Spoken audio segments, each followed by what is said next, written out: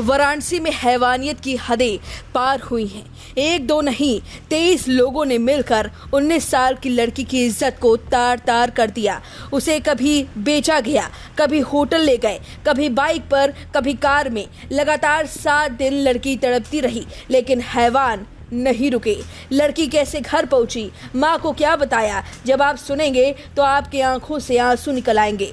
भरोसा, वो भी आज के समय में, बहुत बड़ी गलती है। और यही गलती इस लड़की ने की थी, जिसका हर्जाना इस लड़की को धरती पर नर्क देखकर करना पड़ रहा है।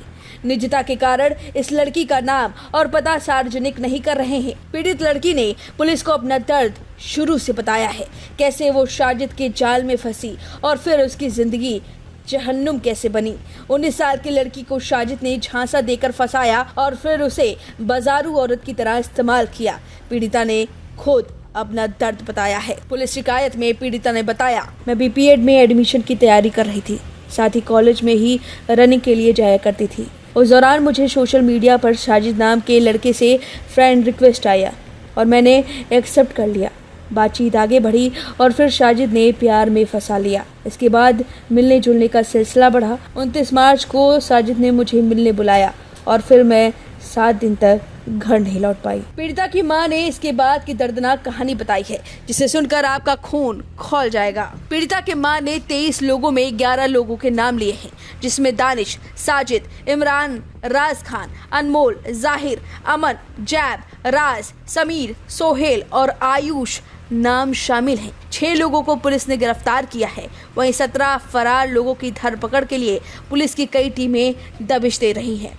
इस पूरे मामले पर पीड़िता की मां ने बताया कि ये लोग मेरी बेटी को वेश्यावृत्ति में ढकेलना चाहते थे और होटल में आए कस्टमर का जबरदस्ती मसाज करा रहे थे। पीड़िता की मां ने जो एफआईआर दर्ज करवाई है, उसके मुताबिक उनकी बेटी 29 मार्च को अपनी सहेली के घर गई थी। वापसी के दौरान उसे रास्ते में राज खान मिला।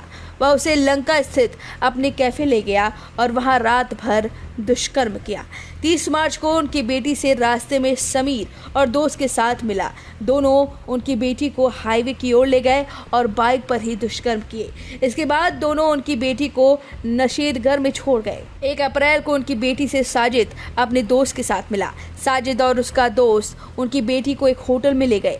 वहां 3 लोग पहले से मौजूद थे। होटल में उनकी बेटी को एक ग्राहक का मसाज करने को कहा गया। इस दौरान एक अज्ञात व्यक्ति ने उनकी बेटी के साथ दुष्कर्म किया। होटल से उनकी बेटी निकलती तो रास्ते में इमरान मिला। इमरान उसे जबरन एक होटल ले गया और फिर उसके साथ दुष्कर्म किया।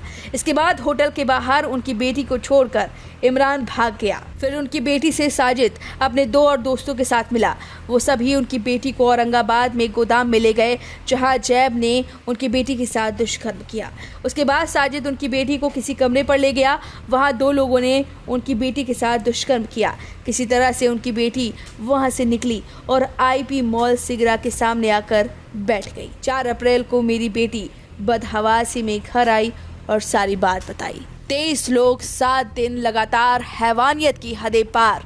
लड़की किस तरह से जूझी होगी, कितनी तड़पी होगी, कितनी चीखी होगी। 11 नाम जरा आप ध्यान से देखिए, इसमें कौन लोग शामिल हैं। लोग सवाल उठाते हैं कि भेदभाव नहीं करो, लेकिन एक हिंदू लड़की के साथ जब ऐसा होता है तो सवाल उठता है, लोगों का दिल झकझोरता है। वीके न्यूज, राष्ट्र के नाम।